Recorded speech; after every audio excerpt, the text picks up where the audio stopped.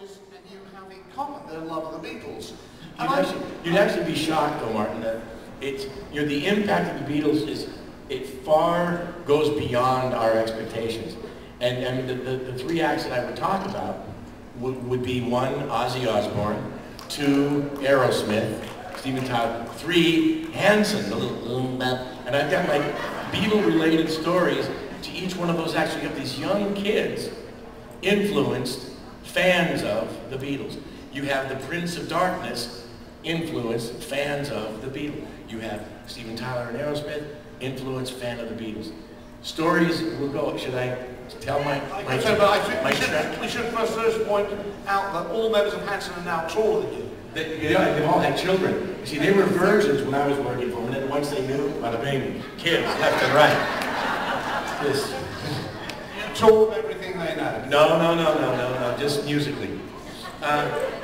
Here's the first thing was this. If we talk about Ozzy Osbourne, as we know him, the Prince of Darkness, Black Sabbath, and all that, but no one really knows that Ozzy is maybe the biggest Beatle fan, well, at least as big of a Beatle fan as we all are in this room right now. And I had written this song for Aerosmith, and it was a really big hit, and it was kind of Beatle-y, and Ozzy heard that I had done this. And he asked to work with me, and to be quite honest with you, I was like scared, because I only knew that other image of the Prince of Darkness, and he like eats bats, and the scary thing, I went, I don't really know, more like an English rock guy. I don't know if I want to go down the satanic path of Ozzy. And he went, oh, well, that's okay. But then without me knowing it, my publisher gave Ozzy my home phone number. And I'm in Los Angeles, sleeping in my bed.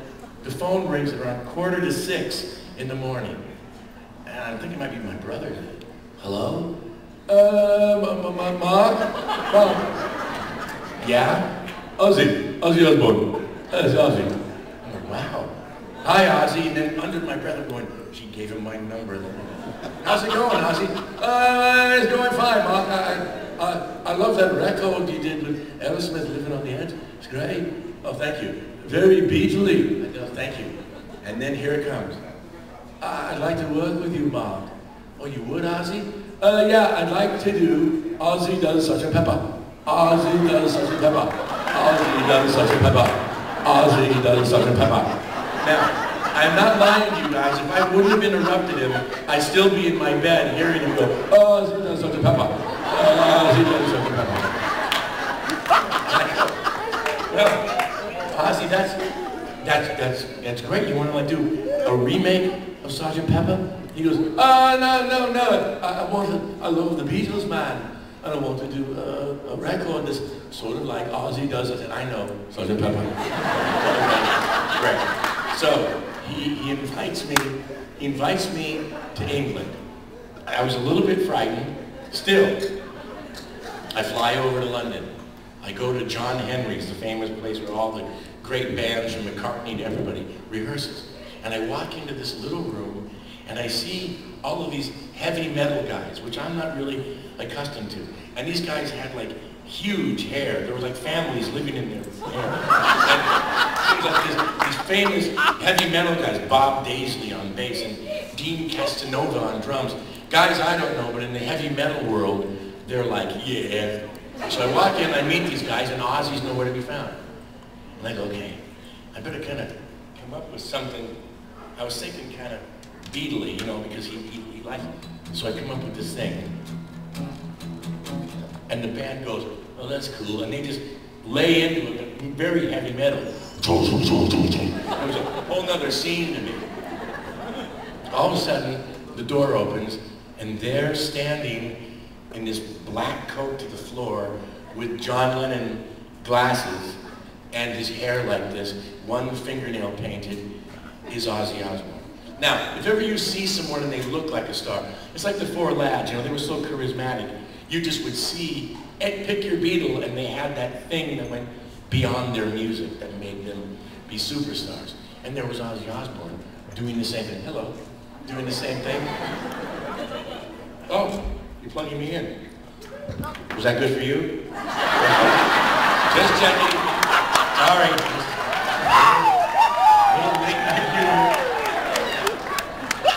That's two you've had this weekend. Hey, thank you.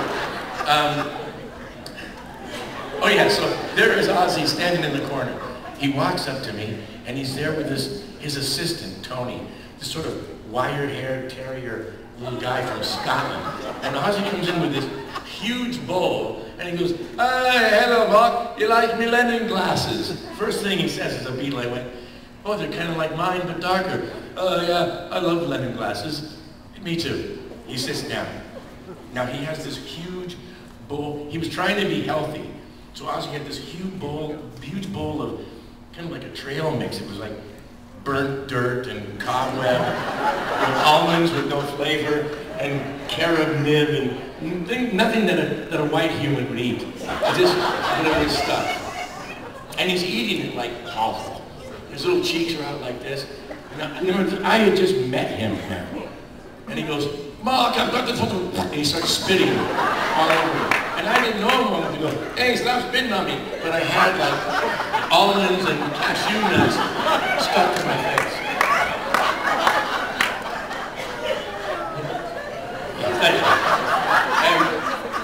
And I didn't know him well enough to yell at him. And I go, oh, that's really, really good. We've kind of come up with sort of a Beatle-y groove. And he goes, oh, let me introduce you to my assistant, Tony. Now, Tony is from Scotland. And he goes, Mark, Tony. And Tony goes, Marek.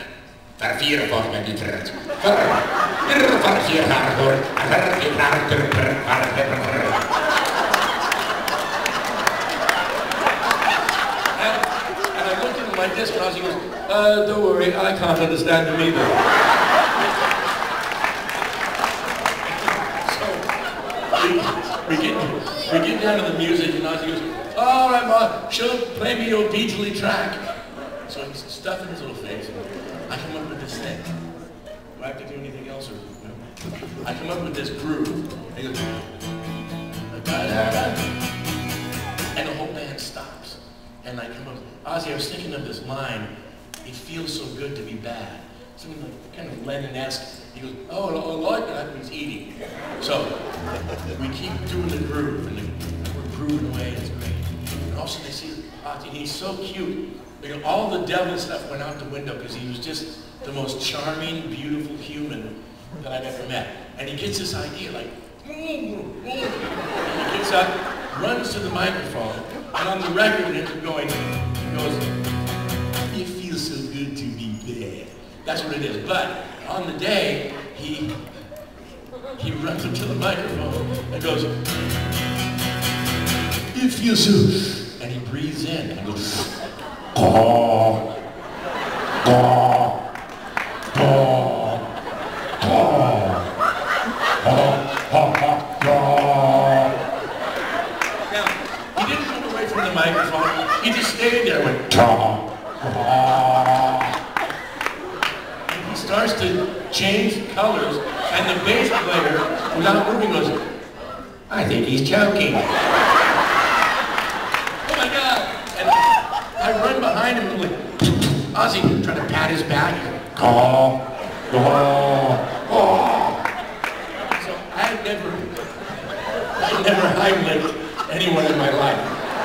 So I figured, I'm going to Heimlich a legend right now. And I grab him, and with one mighty, I go, and all of a sudden, he spits out like an Ozzy McNugget.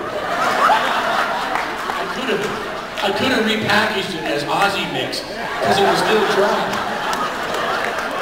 And he goes, very Beatley, I better go home. He walks out, and Tony turns around and looks at me for saving his life and goes, Marek, here for your